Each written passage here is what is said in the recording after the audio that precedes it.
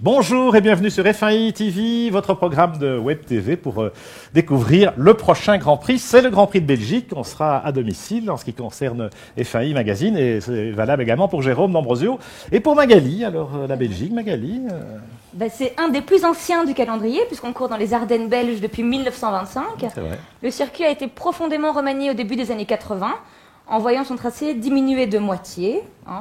Mais c'est toujours le plus long championnat. Le plus long circuit du championnat, absolument. C'est aussi celui que l'on trouve avec la plus grande déclivité, notamment dans le fameux raidillon de l'eau rouge. Et c'est un monument du sport automobile. C'est vrai.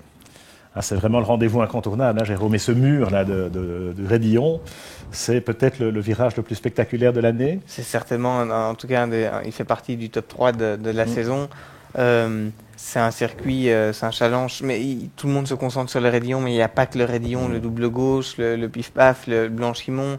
Il y a beaucoup d'endroits à Spa qui sont techniques, qui sont pas faciles. C'est des enchaînements, donc des belles possibilités de dépassement. Je pense qu'on a jamais vécu depuis que je suis la F1, j'ai jamais vécu un Grand Prix de Spa monotone.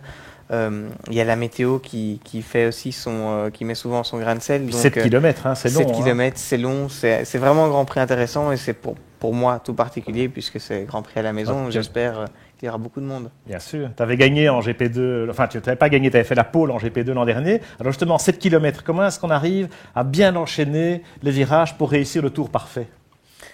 Alors, je pense qu'il faut simplement rester bien concentré, pas se laisser distraire dans les longues lignes droites. Alors en F1, on a la chance d'avoir beaucoup de choses à faire en ligne droite, donc on n'a pas le temps de se laisser distraire. Mais 7 km, forcément, il faut pas faire d'erreur parce que souvent il y a une longue ligne droite qui suit un virage et donc la moindre petite erreur, on la paye cash à Spa. Elle est pénalisante dans la ligne droite qui suit naturellement. Jérôme, on y va, on court à la maison ce week-end. Allez, c'est parti.